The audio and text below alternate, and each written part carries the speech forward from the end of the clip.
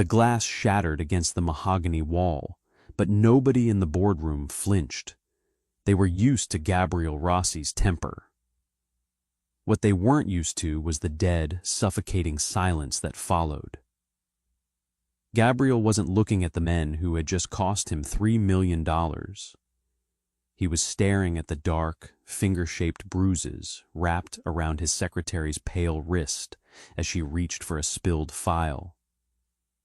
His voice dropped to a whisper that made grown men pray. "Did he hurt you?" The alarm went off at 5 a.m., but Nora Hayes had been awake since 3.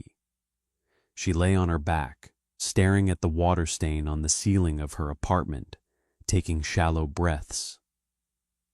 Deep breaths pulled at the ribs on her left side, and the ribs on her left side were currently radiating a dull, throbbing heat.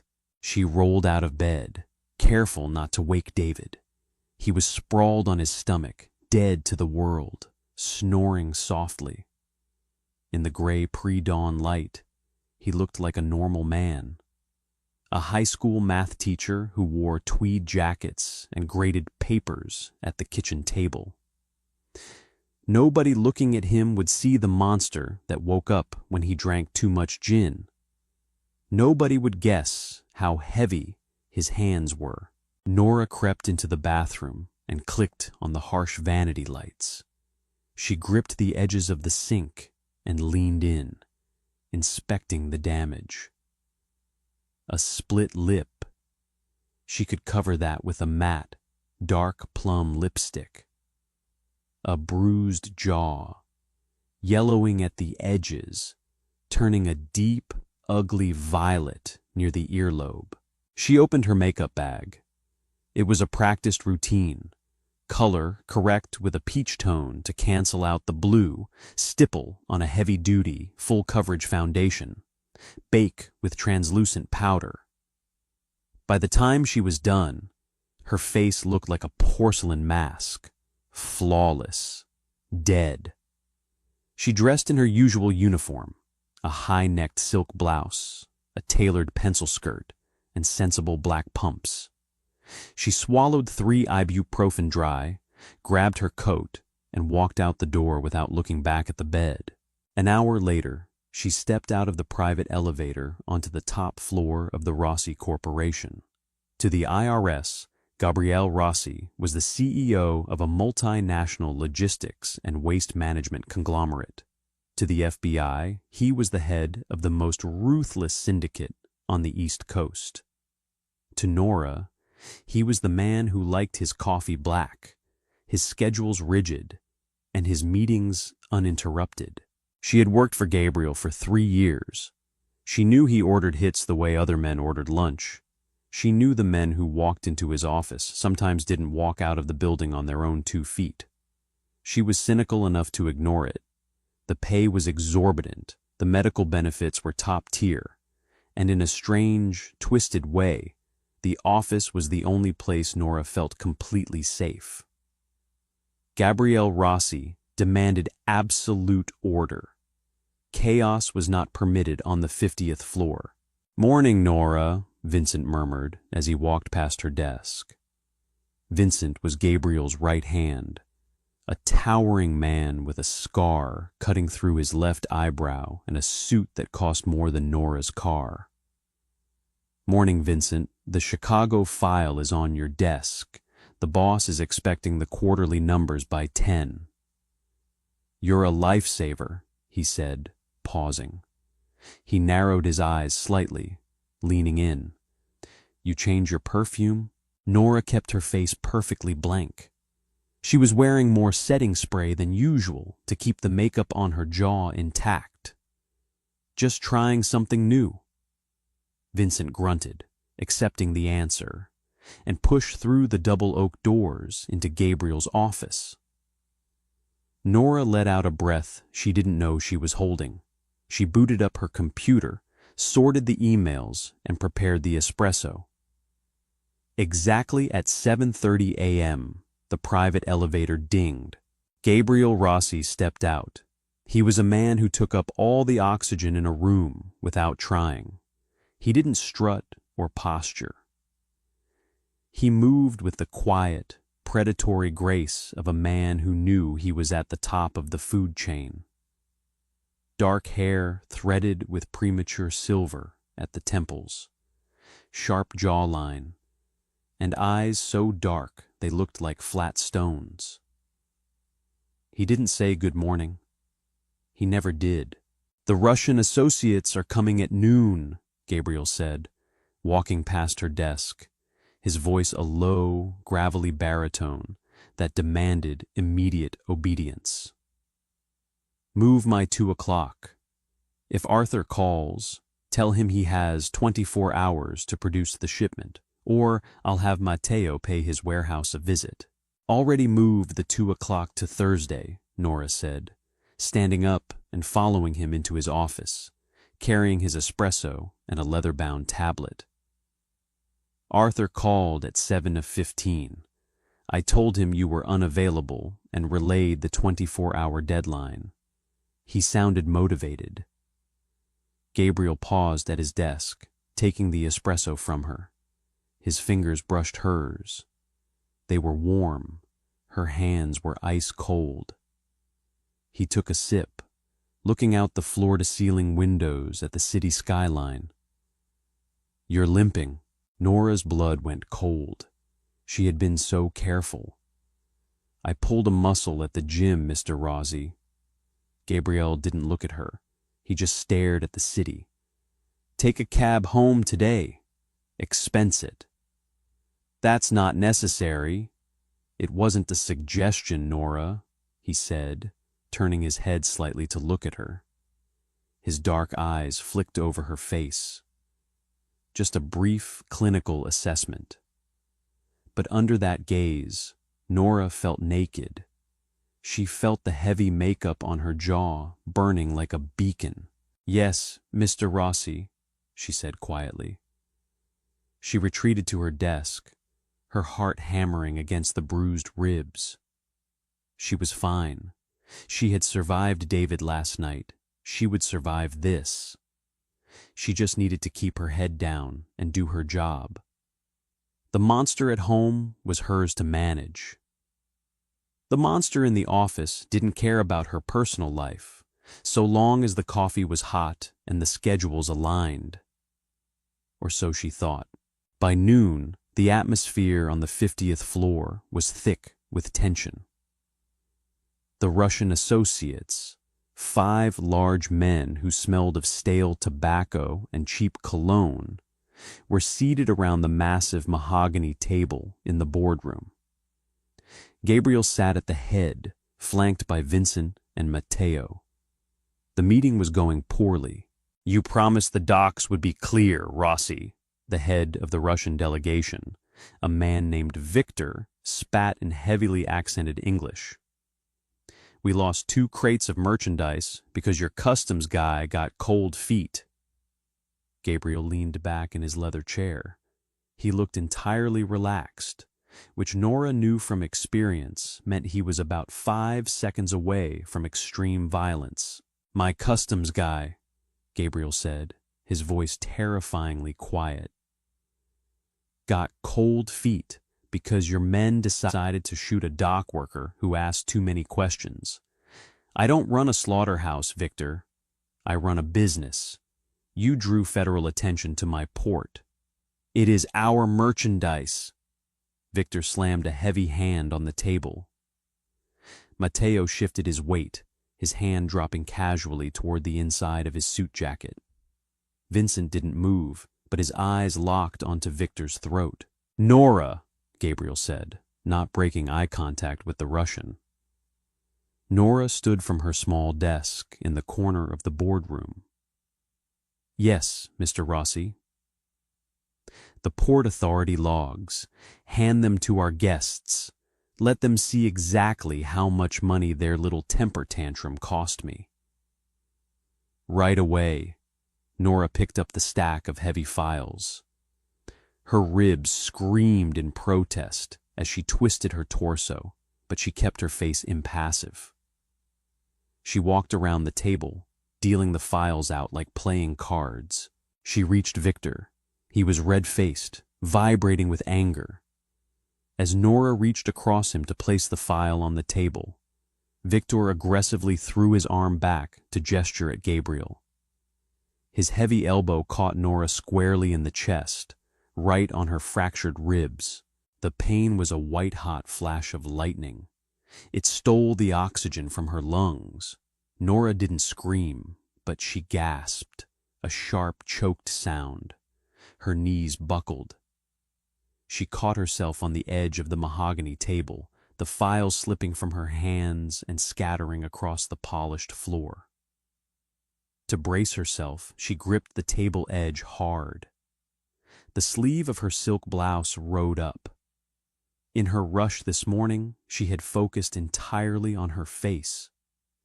She had forgotten to cover her wrists. The harsh, recessed lighting of the boardroom illuminated the angry, purple and yellow handprint wrapped completely around her pale forearm. It was unmistakably violent. The distinct shape of a large thumb pressed deep into the fragile skin over her pulse point. Victor barely looked at her. "Watch where you are going, girl," he muttered, turning back to Gabriel. "As I was saying..." Victor stopped talking. The temperature in the room seemed to plummet 20 degrees. Nora, gasping through the pain in her ribs, looked up. Gabriel Rossi was no longer leaning back in his chair. He was leaning forward, his hands flat on the table. He wasn't looking at Victor. He wasn't looking at the scattered files. He was staring dead at Nora's wrist. The look on his face wasn't anger. Anger was loud. Anger was red. What Gabriel was wearing was absolute hollowed-out executioner's calm. It was the face of a man who had just decided someone was going to die. Vincent followed Gabriel's gaze. He saw the wrist. The massive underboss went perfectly, unnervingly still. "Mr. Rossi, I apologize," Nora whispered, desperately pulling her sleeve down and dropping to her knees to gather the papers. The pain in her ribs made her clumsy. "I lost my balance. I'll have these sorted in a second." "Leave them," Gabriel said. His voice didn't echo. It didn't boom. It was a flat, dead sound that sucked the life out of the room. Victor, sensing the sudden, lethal shift in the atmosphere, looked around in confusion. "Rossi, we are discussing the shipment." "Shut up," Gabriel said softly. Victor blinked, his face flushing dark red.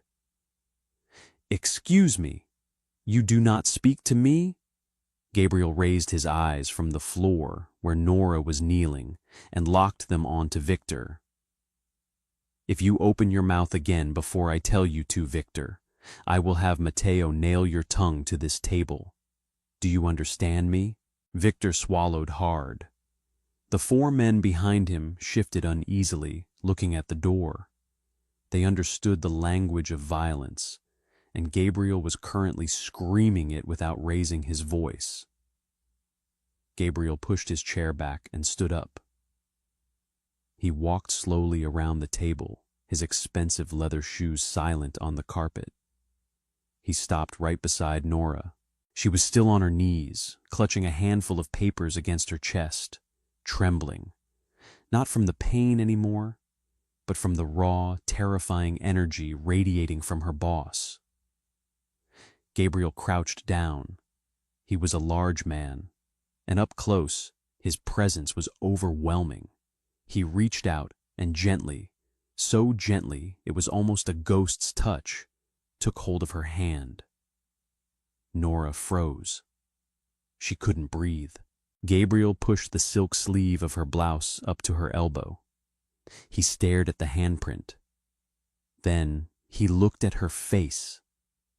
He looked past the expensive concealer. He saw the slight swelling on her jaw. He looked at the way she was holding her chest, protecting her ribs. He calculated the math of her injuries in seconds. The silence in the boardroom was absolute. You could hear the hum of the air conditioning, the tick of the grandfather clock in the corner. 10 dangerous men held their breath. Gabriel met her eyes. His dark eyes were bottomless pits. "Did he hurt you?" Nora couldn't speak.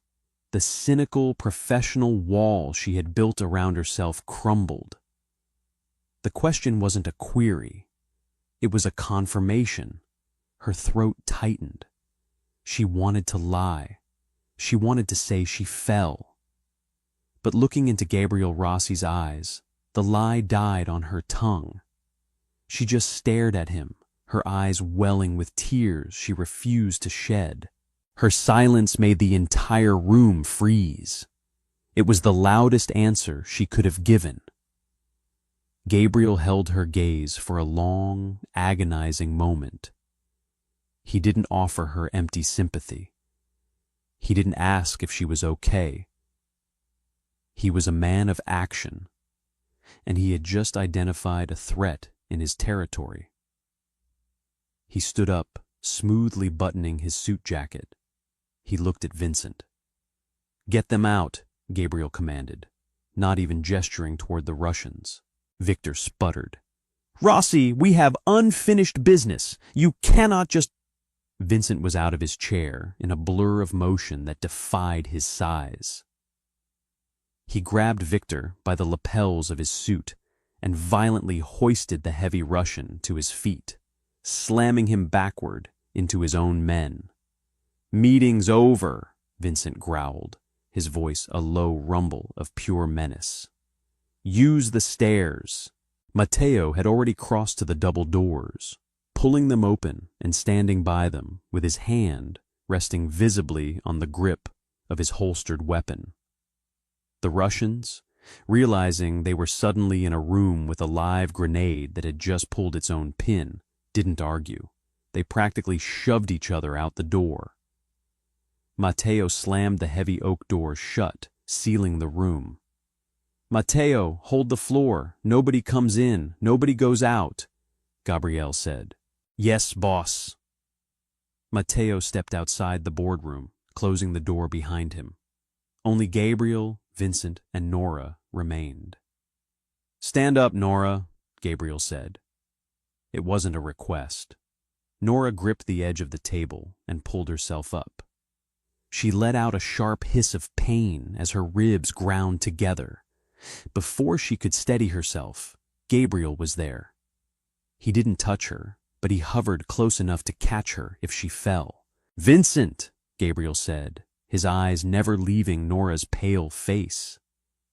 "Bring the medical kit, the trauma bag from my safe." "Boss, I don't need—" Nora started, her voice shaking. "Sit down, Nora," Gabriel interrupted, pointing to his leather chair at the head of the table. She obeyed. She sank into the oversized chair, feeling incredibly small. Vincent returned seconds later with a heavy black tactical medical bag. He set it on the table and stepped back, crossing his arms, his face carved from stone. "Take off your jacket and unbutton the top of your blouse," Gabriel ordered. "Mr. Rossi, please," Nora pleaded, her cynical exterior totally shattered. The two worlds she had kept meticulously separated had just violently collided. "It's fine. It's just a misunderstanding." Gabriel unzipped the medical bag. He pulled out a pair of black nitrile gloves and snapped them on. He leaned down, bringing his face level with hers. "Do not lie to me," he said softly. "You manage my life, Nora. You know my accounts. You know my associates. You know where the bodies are buried. You are mine to protect. And right now, someone has put their hands on what belongs to me." A shiver ran down her spine at his phrasing. "Belongs to me." It wasn't romantic. It was territorial. With trembling fingers, she shrugged off her blazer and undid the top 3 buttons of her silk blouse, pulling the fabric aside to expose her left collarbone and chest. Vincent let out a slow, sharp hiss through his teeth. The skin over her ribs was a canvas of mottled black, blue, and sickly yellow. It looked like she had been hit with a baseball bat. Gabriel's jaw clenched so hard Nora heard his teeth grind. He reached out, his gloved fingers tracing the edge of the bruising with clinical precision. He pressed lightly on her 4th rib. Nora gasped and arched backward. Fractured, maybe cracked, not broken clean through, Gabriel diagnosed coldly. He reached for a bottle of antiseptic and some gauze. He hits you where your clothes cover it. The wrists were a mistake. He lost control. It was terrifying how quickly he analyzed the pathology of her abuse. He recognized the pattern because violence was his native language. Who? Gabriel asked. He began applying a numbing gel to the worst of the bruising. His touch was shockingly gentle for a man who ordered executions. Nora stared at the mahogany table. It doesn't matter. I'm handling it. You are handling it by applying $50 worth of concealer and coming to work with cracked ribs, Gabriel stated, his voice devoid of emotion, which made it infinitely scarier. I will ask you one more time, Nora. Who? If I tell you, you'll kill him, she whispered, a tear finally escaping and cutting a track through the heavy makeup on her cheek. Gabriel stopped what he was doing. He looked at her, his dark eyes unblinking. Yes, Gabriel said simply. There was no hesitation, no moral wrestling. It was a fact, as immutable as gravity. I am going to erase him from the earth. The only variable is how much pain he experiences before he leaves. A name, Nora. Gabriel, you can't, she pleaded, using his first name for the first time in 3 years. He's a teacher. He's a normal guy. He just drinks too much. If you do something to him, the cops will look at me. They'll look at this company. Vincent snorted softly from the corner of the room. It was a dark, amused sound. Kid, the underboss said gently, the cops work for us. Nora looked back at Gabriel. He was waiting, patient, inevitable. He's going to kill you, Nora, Gabriel said quietly. Look at this bruising. Look at the progression. He's testing his boundaries. Next time, it won't be your ribs. It will be your throat. He reached up and gently wiped the tear from her cheek with his gloved thumb. I don't let people break my things, Gabriel murmured. Name. She closed her eyes. She was so tired. Tired of the fear, tired of the pain, tired of walking on eggshells in her own apartment. She was staring into the abyss, and the abyss was offering her a way out, dressed in an Italian suit. David, she breathed out, the word feeling heavy in her mouth. David Fowler. Gabriel didn't smile. He didn't look triumphant. He just nodded slowly. He peeled off the black gloves and tossed them onto the table. He pulled his cell phone from his pocket. Vincent, Gabriel said, handing the phone to his underboss. Boss? David Fowler. Find him, Gabriel commanded.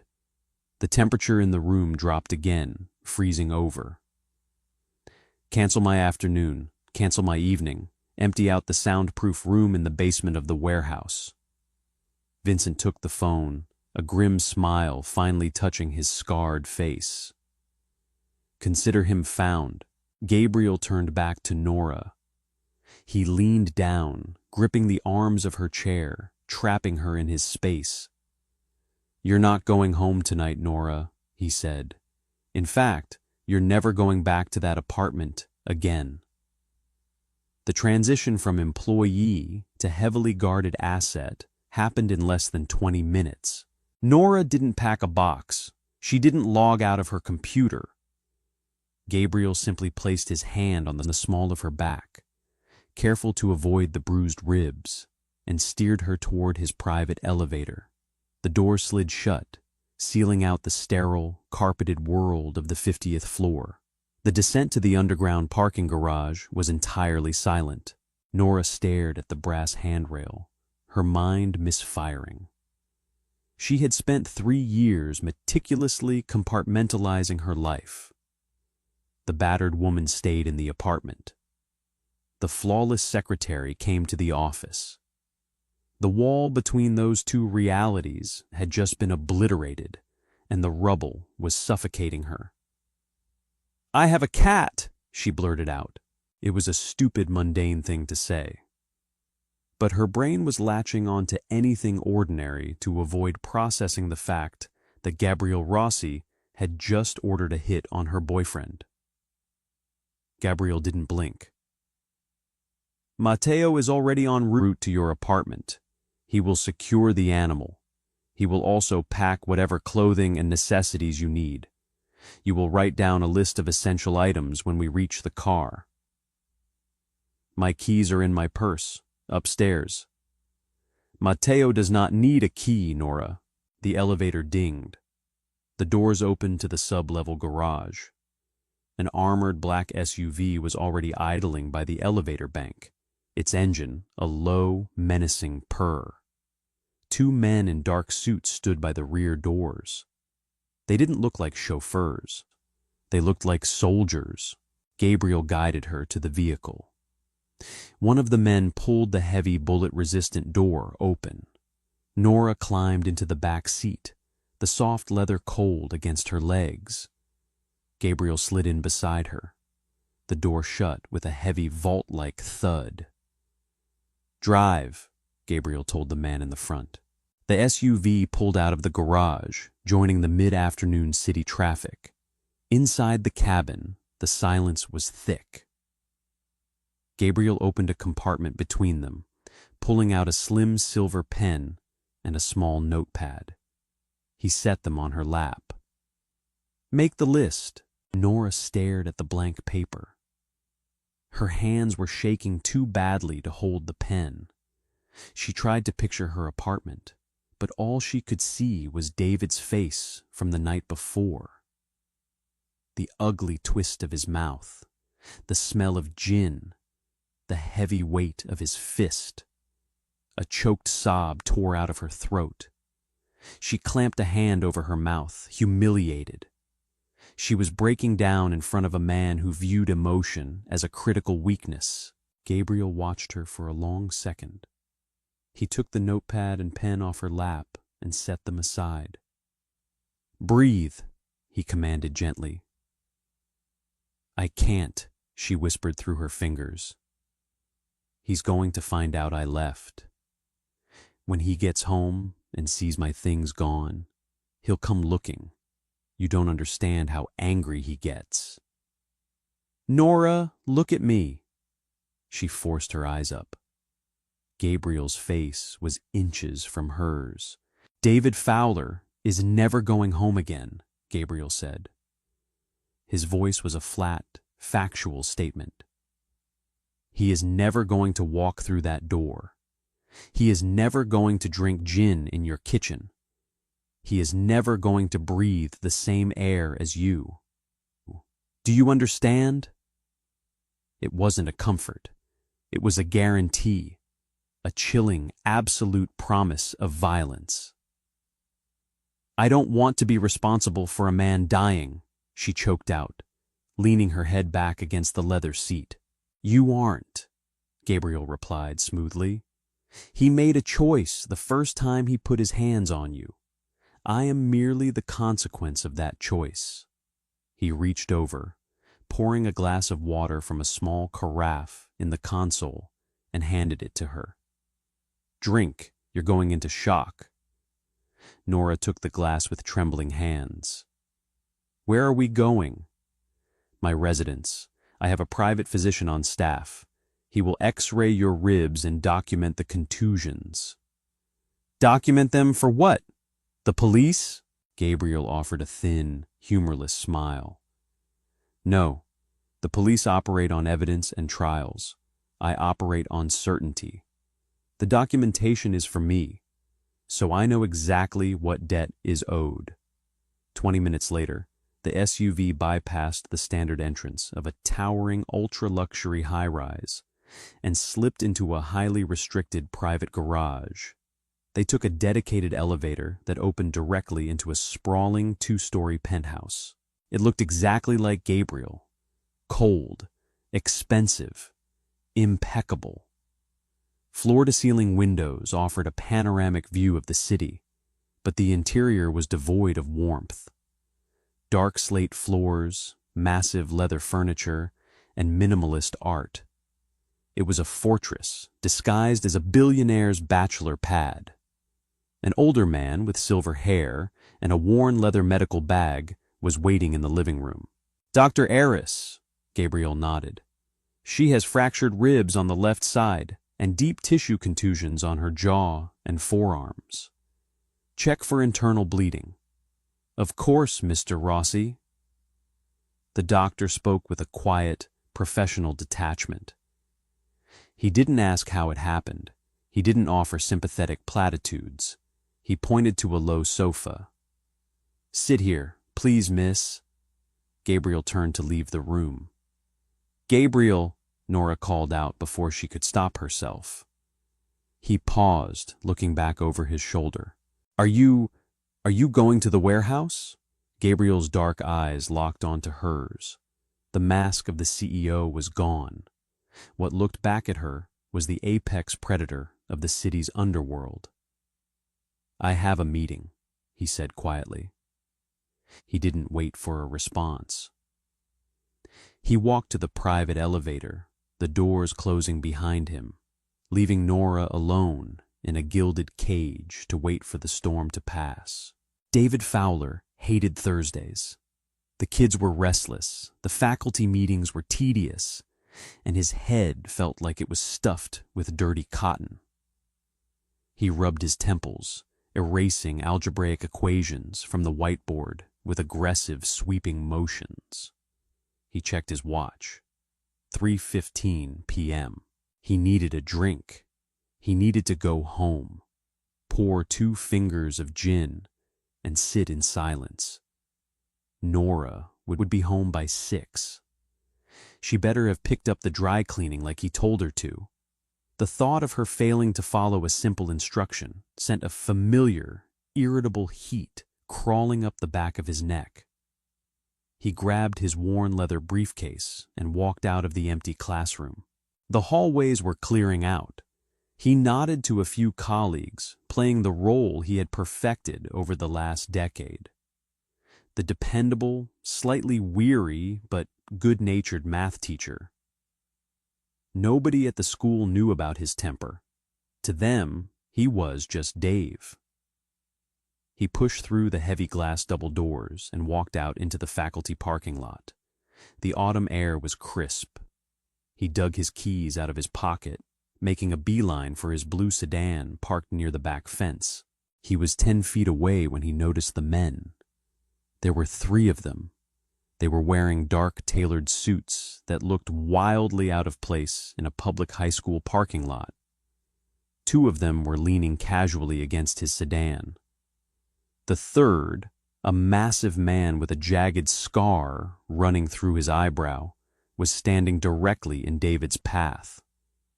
David slowed his pace. A prickle of unease washed over him. "Excuse me, you're blocking my car." The scarred man, Vincent, didn't move.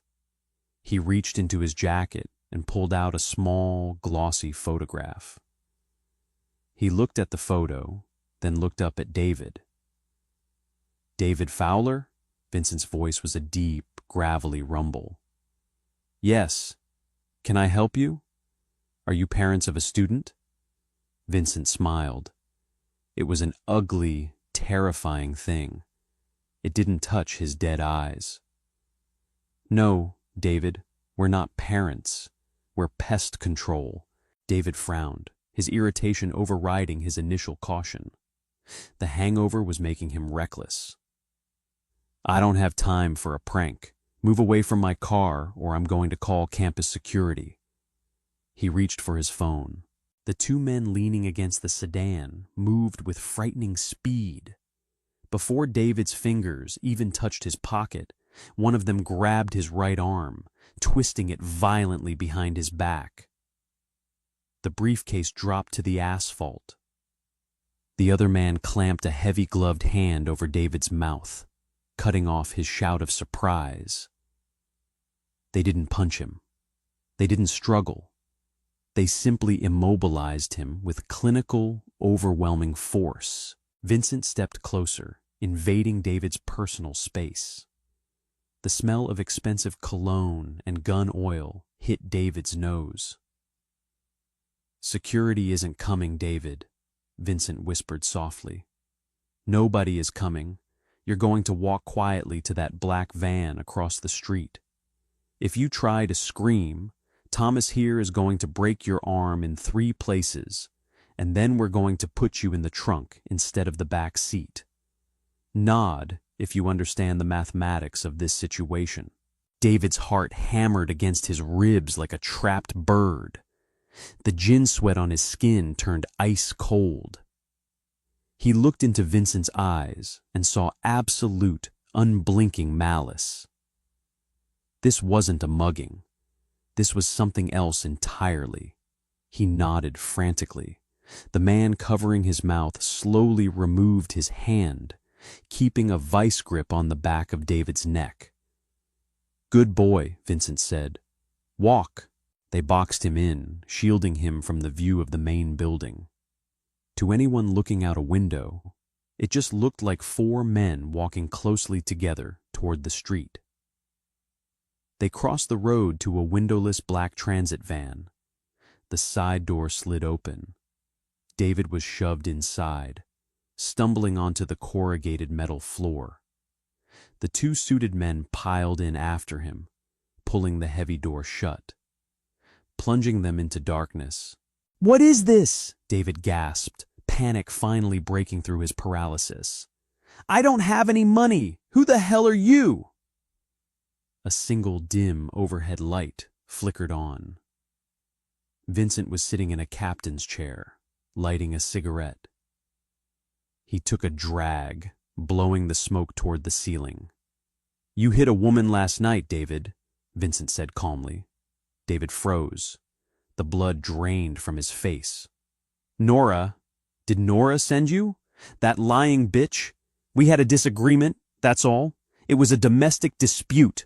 Vincent's hand shot out.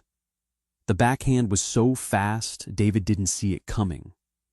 The heavy silver ring on Vincent's finger caught David flush on the cheekbone.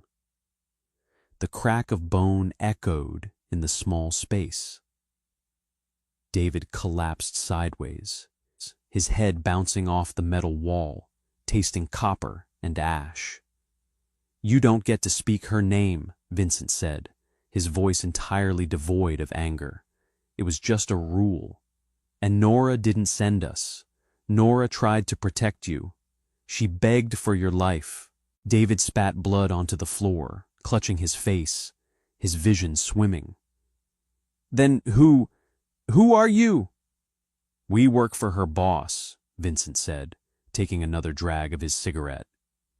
He looked down at David like he was a stain on the floorboards. And you, David, have made a catastrophic error in judgment. The van lurched into gear, driving away from the school, carrying David Fowler out of the world of consequences he understood and into a world he wouldn't survive. The warehouse was located in an industrial district by the docks. On paper, it stored surplus restaurant supplies. In reality, it was a processing center. The basement was accessed via a heavy freight elevator that required a physical key and a biometric scan. At the far end of the sprawling subterranean floor was a room built with specialized acoustic dampening foam behind cinderblock walls. It had a concrete floor with a central drain. Gabriel Rossi stood in the center of the room. He had taken off his suit jacket and rolled up the sleeves of his crisp white shirt. He wasn't holding a weapon. He was simply waiting. The heavy steel door scraped open. Vincent walked in, followed by Thomas and Leo, who were dragging David by the armpits. David's feet dragged uselessly against the concrete. His face was pale, a massive purpling welt forming on his left cheekbone from Vincent's ring. They dropped David in the center of the room, a few feet away from Gabriel. David scrambled backward, his palms scraping against the rough concrete. He looked up, his eyes darting frantically around the sterile, terrifying room. Then his gaze landed on Gabriel. Gabriel looked down at him. There was no rage in his expression, only a cold, clinical curiosity, like an entomologist observing a particularly ugly insect before stepping on it. "Tie him to the chair," Gabriel said. Thomas pulled a heavy, steel-framed chair from the corner. They hauled David up and forced him into it. David fought wildly now, kicking and thrashing, screaming for help. "Please, please, God, I'm sorry. I don't know what you want." Leo produced heavy zip ties, binding David's wrists tightly to the armrests and his ankles to the chair legs. The plastic bit deep into David's skin. When he was secure, the three men stepped back, lining up against the wall in the shadows. Leaving David alone in the harsh overhead light with Gabriel. Gabriel pulled up a wooden stool and sat down directly in front of David. Their knees were almost touching. David was hyperventilating, sweat pouring down his face, mixing with the blood from his split cheek. "Who are you? What do you want from me?" "My name is Gabriel Rossi," he said quietly. David's breath hitched. He wasn't a criminal, but he read the news. He lived in the city. Everyone knew who Gabriel Rossi was. The name was synonymous with organized, untouchable crime. "Mr. Rossi, please," David whimpered, all the bravado of the domestic tyrant vanishing in the face of genuine power. "I haven't done anything to you. I'm just a teacher." "You bruised the fourth rib on my secretary's left side," Gabriel stated, leaning forward slightly. "You fractured it. You also left a contusion on her jaw, measuring approximately 3 inches across, and you left a handprint on her right wrist." David swallowed hard. He couldn't form words. "I employ Nora," Gabriel continued, his voice dangerously even. "She organizes my logistics. She manages my schedule. Her efficiency directly correlates to the success of my empire. When you break her ribs, David, you disrupt my business. You cost me time. You cost me focus." Gabriel reached out, placing his hands on the armrests of David's chair. He leaned in until their faces were inches apart. "But more than that," Gabriel whispered, the chill in his voice freezing the air in David's lungs. "You put your hands on something that belongs to me. I do not tolerate trespassers in my house, and I do not tolerate cowards who break my people." "She provoked me," David cried out, a pathetic, desperate attempt to shift blame. "It was a reflex. She doesn't listen. She pushes my buttons. I just lost my temper." The silence that followed was absolute. Gabriel slowly stood up. He didn't hit David. He didn't yell. He looked over at Vincent. "He says he lost his temper," Gabriel murmured. Vincent let out a low, dark chuckle. "Seems like a recurring problem, boss." Gabriel turned back to David. He reached into his pocket and pulled out a pair of heavy, black leather gloves. He began to pull them on, snapping the leather over his knuckles, one finger at a time. The sound was deafening in the quiet room. "Temper is a lack of discipline," Gabriel said, admiring the fit of the gloves. "It's the luxury of a weak man who has never been held accountable. You hit a woman who is physically smaller than you because you knew she couldn't fight back. You used fear to maintain control." Gabriel stepped closer to the chair. "Let's see how much control you have now, David." Gabriel's right hand moved. It wasn't a wild, sweeping punch. It was a short, brutally efficient, mechanical strike. His gloved fist connected squarely with David's floating ribs on the left side. The sickening crack of bone snapping echoed off the acoustic foam. David let out an agonizing, high-pitched scream, his body bucking violently against the zip ties. His face went gray. Gabriel didn't even shift his stance. He waited for the scream to taper off into a ragged, wet gasp. "That was your fourth rib," Gabriel said clinically. "A direct translation of the pain you inflicted. Do you feel provoked, David?" David couldn't answer. He was weeping, choking on his own saliva and fear. "Vincent," Gabriel said, unbuttoning his cuffs. "Yes, boss? Bring the pliers. I want to discuss the bruising on her wrists next." Upstairs, in the sterile luxury of the penthouse, Nora stood by the floor-to-ceiling windows, watching the city lights flicker on as dusk settled. The doctor had wrapped her ribs and given her a heavy painkiller. The physical throbbing had dulled to a distant ache, but a new, colder reality was settling into her bones. She looked down at her hands. They were steady. The paralyzing daily fear of walking into her apartment and waiting for David's mood to turn was gone. It had been surgically removed from her life. But as she stared out over the city, knowing somewhere in the dark, Gabriel Rossi was exacting a terrifying, disproportionate vengeance on her behalf, she realized the truth. She hadn't escaped the darkness. She had simply been claimed by a much darker, much more dangerous shadow.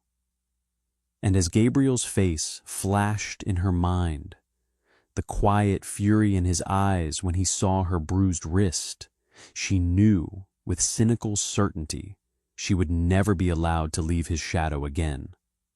The digital clock on the bedside table read 2:14 a.m. Nora hadn't slept. The painkillers Dr. Aris had prescribed pulled her into a heavy, lethargic state, but her mind refused to shut down. Matteo had arrived 3 hours earlier, carrying her orange tabby cat in a carrier and 2 large suitcases packed with her clothes. He had set them inside the door, nodded respectfully, and vanished. The penthouse was dead quiet. The quiet was different here. In her old apartment, silence was a ticking bomb. It meant David was brooding. It meant he was drinking. It meant the eruption was coming. Here, the silence was structural.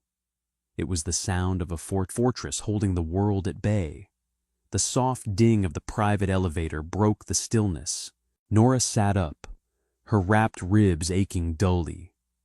She pulled a heavy cashmere robe over her pajamas and tied it tight. She stepped out of the guest bedroom and walked barefoot down the long, dimly lit hallway toward the main living area. Gabriel was standing by the massive island in the kitchen. He had discarded his jacket and tie. His white dress shirt was unbuttoned at the collar, the sleeves still rolled up past his elbows. He was pouring a finger of amber liquid from a crystal decanter. In the dim light cast by the city through the windows, he looked exhausted, not physically, The fatigue seemed to sit deeper, settled into his bones. He didn't turn around, but he spoke as she reached the edge of the kitchen. "You shouldn't be walking. The doctor told you to stay horizontal." "I couldn't sleep," Nora said. Her voice was raspy. Gabriel turned. He took a slow sip of his drink, his dark eyes scanning her from head to toe, checking her posture, looking for signs of acute pain. Nora looked at him. She looked for the monster. She expected him to look manic or triumphant or vibrating with residual adrenaline, but he just looked like a businessman who had worked a long shift. Then she saw his hands. His knuckles were raw. The skin over his right index and middle fingers was split, bruised a deep, ugly red. He had washed his hands. She could smell the sharp, chemical tang of heavy-duty soap. But the physical toll of what he had done in the basement was written clearly on his skin. Nora's breath hitched. She walked slowly into the kitchen, stopping a few feet from the island. "Is it over?" she asked. The words felt heavy, jagged in her throat. Gabriel set the glass down. The crystal clinked sharply against the marble countertop. "Yes," he said. "Did he—" She stopped. She didn't know what she wanted to ask. Did he beg? Did he suffer? Did he understand why it was happening? "David Fowler is no longer a variable in your life, Nora," Gabriel said, his voice a low, soothing rumble that contrasted violently with the subject matter. He resigned his teaching position via an automated email an hour ago. His bank accounts have been zeroed. His apartment is being cleared by a team as we speak. By sunrise, there will be no paper trail, no physical footprint, and no memory of him in this city. Nora gripped the edge of the marble island. She waited for the guilt to hit her. She waited for the crushing weight of morality to break her knees. She had just effectively signed a man's death warrant. But the guilt didn't come.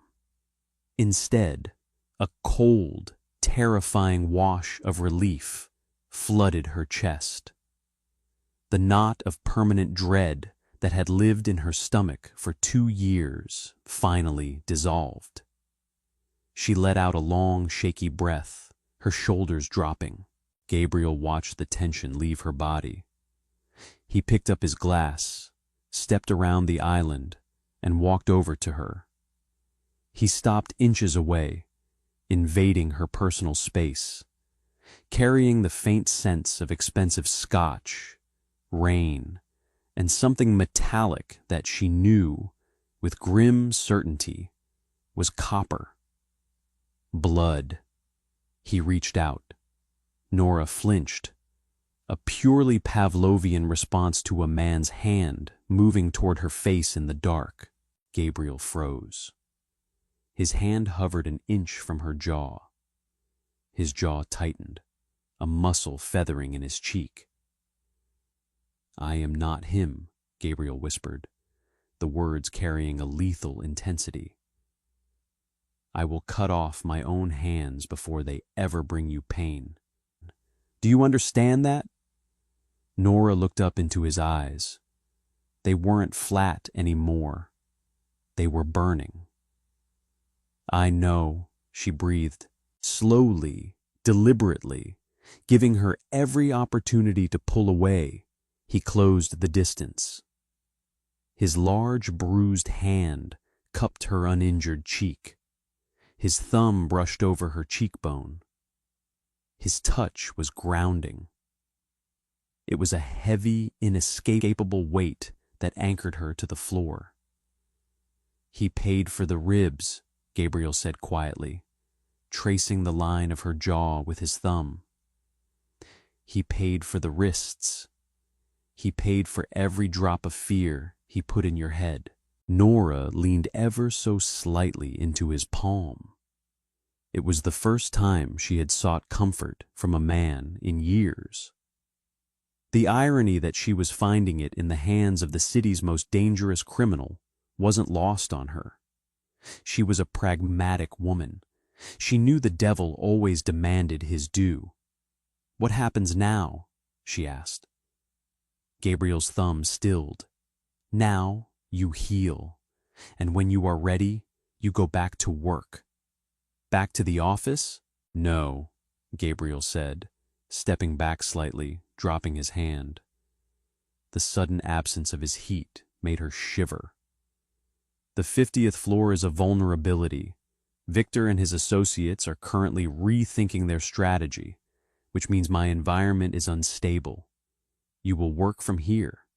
I have a secure terminal set up in the study."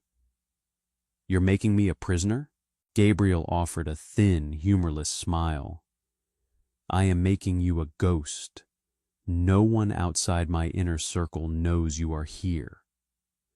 To the rest of the organization, my secretary suffered a family emergency and is on indefinite leave." He picked up his glass and finished the scotch in one swallow. "Go to sleep, Nora. Tomorrow, we balance the books." 3 days passed in a strange, suspended reality. Nora healed quickly. The swelling on her jaw subsided, the heavy bruises fading into sickly yellows and greens. Her ribs still twinged when she breathed too deeply, but the acute stabbing pain was gone. The penthouse became her entire world. It was a gilded cage, heavily fortified. 2 of Gabriel's men, usually Thomas and Leo, were stationed outside the front door at all times. Dr. Aris visited every morning, and Gabriel was there. He operated his empire from the sprawling dining room table, turning the penthouse into a war room. Vincent and Matteo came and went, bringing briefcases full of cash, ledgers, and whispered reports of violence that Nora pretended not to hear. She took over the study. She routed his emails, managed the offshore accounts, and kept the legitimate side of Rossi Corporation running with ruthless efficiency. She found that the trauma hadn't broken her focus. It had sharpened it. Without the exhaustion of managing David's moods, her mind was a steel trap. On Thursday afternoon, it rained. A heavy gray deluge that battered the floor-to-ceiling windows. Gabriel was pacing the length of the living room, a phone pressed to his ear. He looked murderous. "I don't care what the port authority said," Gabriel snarled into the receiver. "The shipment was supposed to clear customs at midnight. If it's sitting in holding, someone got paid off. Find out who, and break their fingers until they sign the release. Do it now." He ended the call and threw the phone onto the leather sofa. Vincent, sitting in a nearby armchair, cleaning a dismantled handgun, didn't look up. "Victor?" "He's stalling," Gabriel growled, rubbing the bridge of his nose. "He knows I can't afford the delay on the electronics shipment. He's squeezing the customs agents to leverage a better percentage." Nora stood in the doorway of the study, holding a tablet. She had been listening. "It's not just the electronics," Nora said quietly. Gabriel stopped pacing. Both he and Vincent looked at her. She was wearing a pair of high-waisted linen trousers and a soft cashmere sweater. The makeup was gone. She didn't need to hide the fading yellow marks on her face anymore. "Explain," Gabriel demanded, crossing the room to stand in front of her. "I've been monitoring the transit logs for the subsidiary shipping company Victor uses for his textiles," Nora said, tapping the screen of her tablet. She didn't flinch as Gabriel loomed over her. She held her ground. "He's been routing empty containers through our terminal at Pier 4. But the weight manifests don't match empty containers. They're running heavy by about 3,000 pounds each." Vincent stopped wiping the slide of his gun. He looked up, his scarred face tightening. "He's smuggling weapons through our port on our dime." "Under our jurisdiction," Gabriel murmured, his eyes locking onto Nora's. The anger in his face was instantly replaced by a cold, calculating, predatory stillness. "If the feds raid Pier 4, it falls on Rossi Corp, not the Russians." "He's using you as a shield," Nora confirmed. She handed the tablet to Gabriel. "I pulled the manifest ID numbers. 5 containers are scheduled to be loaded onto trucks tonight at 11:00 p.m. If you shut down the gate access codes before then, the trucks can't get in, and the containers sit dead on the dock. Victor takes the loss, and you have proof of his breach of contract to present to the commission." Gabriel scrolled through the data on the tablet. The numbers were irrefutable. Nora had found the thread and pulled it, unraveling Victor's entire covert operation in a matter of hours. Gabriel looked up from the screen. He looked at Nora. It wasn't the look a boss gives a secretary. It was the look a king gives a queen who just handed him the severed head of his enemy. "Vincent," Gabriel said, his eyes never leaving Nora's face. "Boss, take Mateo and a team to Pier 4. Wait for Victor's trucks to arrive. Disable the vehicles. Confiscate the containers." Gabriel handed the tablet back to Nora. Their fingers brushed. The air between them crackled with an electric, heavy tension. "And Vincent?" "Yeah?" "If Victor's men object, leave them in the harbor." Vincent smiled grimly, reassembling his weapon with a sharp clack. "My pleasure." Vincent left the penthouse, the heavy front door locking automatically behind him. The silence rushed back into the room, filled only by the sound of the rain lashing against the glass. Gabriel stood in front of Nora. The dynamic in the room had irreversibly shifted.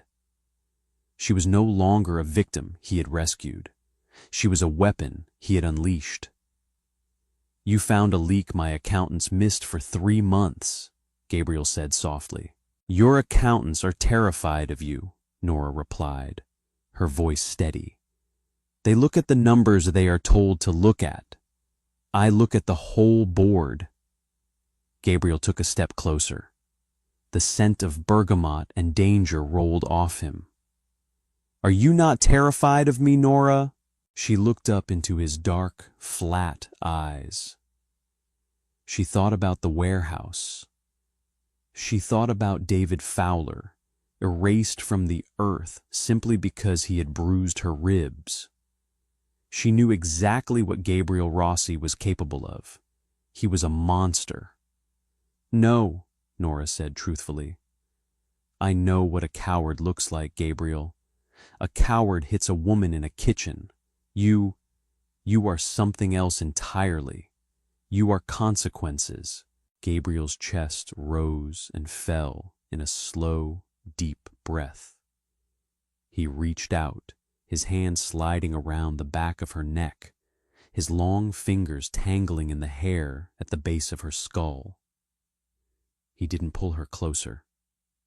He just held her there, a heavy, claiming grip. "You belong here," he stated. It wasn't a question. "Not on the 50th floor. Here, with me."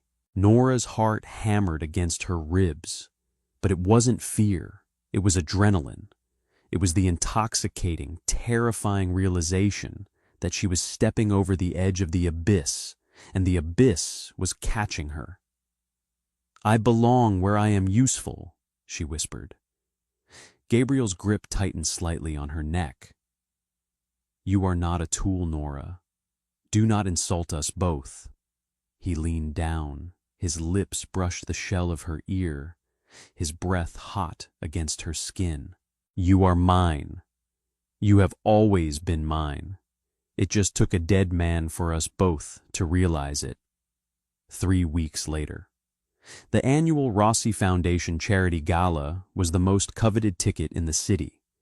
Held in the grand ballroom of the plaza, it was where the city's legitimate elite rubbed shoulders with men who controlled the underground. It was a delicate dance of power, money, and unspoken threats, all wrapped in tuxedos and champagne. Gabriel Rossi stood near the massive ice sculpture in the center of the room, holding a glass of scotch he wasn't drinking. He was listening to a city councilman ramble about zoning permits. Gabriel's face was a mask of polite indifference, but his eyes were constantly moving, scanning the perimeter. Vincent stood 10 feet away, a massive silent shadow in a custom-tailored suit. "If we can expedite the permits for the warehouse district," the councilman was saying, sweating slightly under Gabriel's hollow gaze, "the mayor is prepared to overlook the union disputes from last quarter." "The union disputes were resolved," Gabriel said smoothly, his voice devoid of any inflection. "There is nothing to overlook, councilman, but I appreciate the mayor's cooperative spirit." A ripple went through the crowd near the grand staircase. Gabriel didn't turn his head, but his attention shifted entirely. Nora walked down the marble steps. She wasn't wearing a high-necked silk blouse or a sensible pencil skirt. She was wearing a floor-length, backless gown in a shade of emerald green so dark it looked black in the dim light. The fabric clung to her like liquid glass. Her hair was swept up in a flawless twist, exposing the long, elegant line of her neck. The last yellow remnants of the bruising on her jaw had vanished completely. The fractured ribs were healed. She looked untouchable. She didn't scan the room looking for approval.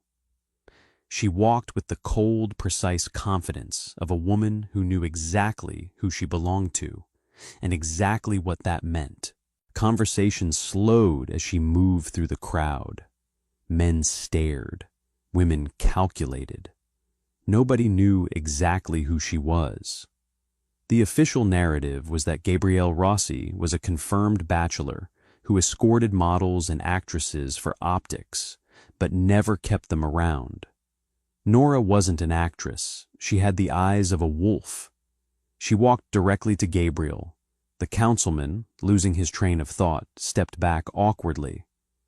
Mr. Rossi, I should mingle." "You should," Gabriel agreed softly. The politician scurried away. Nora stopped beside Gabriel. She didn't take his arm. She didn't lean into him. She stood beside him, a matched set. The darkness in him mirrored in her cynical, intelligent eyes. "Victor's men are sitting at table 4, Nora murmured, keeping her gaze on the crowd. She took a glass of champagne from a passing waiter without looking at him. "They look nervous." Gabriel took a sip of his scotch. "They should be. The commission ruled in our favor yesterday. Victor is being pushed out of the port entirely. He has 30 days to liquidate his assets." "He won't take it quietly," Nora noted. "I don't expect him to," Gabriel said. He turned his head, finally looking at her. His dark eyes swept over the emerald gown, lingering on the exposed skin of her throat. A muscle feathered in his jaw. "You look beautiful." It wasn't a compliment designed to flatter. It was a factual statement, delivered with the heavy, possessive gravity of a man admiring his most prized asset. Nora turned to face him. The loud chatter of the ballroom seemed to fade into white noise. She reached out and adjusted the lapel of his tuxedo. It was an incredibly intimate domestic gesture in a room full of dangerous people. It was a physical claim. "We need to move the offshore accounts by Tuesday," Nora said, her voice low, ignoring the compliment. "If Victor gets desperate, he might try to freeze the subsidiary holding companies in retaliation." Gabriel covered her hand with his, pinning it to his chest over his heart. She could feel the steady, slow beat beneath his ribs. It was the heartbeat of a killer, and it was the only sound in the world that made her feel safe. "Handle it," Gabriel ordered softly. "I will." He stared at her for a long moment. "Are you happy, Nora?" The question caught her off guard. It was the first time he had asked about her emotional state since the night in the penthouse. Nora looked around the ballroom. She saw politicians who took bribes. She saw mobsters who ordered hits between courses. She knew that beneath the crystal chandeliers, the floor was covered in blood. Her old life, the quiet, terrifying existence of hiding bruises with concealer and walking on eggshells around a mediocre man, felt like a lifetime ago. She hadn't found a fairy tale. She had found a war zone. But in this war zone, she was armed. In this war zone, the apex predator stood beside her, ready to burn the city to the ground if anyone even looked at her wrong. She looked back at Gabriel, the man who had erased her abuser from existence without blinking. "I'm not built for happy, Gabriel," Nora said, her voice a cynical, velvety purr. She let her hand rest heavily against his chest. "I'm built for survival, and with you, I don't just survive." A slow, terrifying, deeply genuine smile spread across Gabriel Rossi's face. It didn't reach his eyes, but it changed the entire architecture of his face. He leaned in, his lips brushing against hers. It was a brief, branding kiss that sent a shockwave through the room. It was a public declaration. "No," Gabriel whispered against her mouth, his hand dropping to rest heavily on the curve of her spine, pulling her flush against him. "With me, you reign." They turned back to the crowd. Together. Two monsters, perfectly content in the dark, watching the rest of the world pretend to be in the light. When you fall into the darkness, sometimes the only way out is to hold the hand of the devil himself. Gabriel and Nora proved that true love isn't always sweet. Sometimes it's violent, territorial, and fiercely protective. Nora didn't just survive her trauma. She claimed her throne beside the most dangerous man in the city. If you loved this dark, gritty descent into the mafia underworld, hit that like button right now. Share this story with your fellow dark romance readers, and don't forget to subscribe to the channel so you never miss another intense, heart-stopping audio drama. See you in the next one.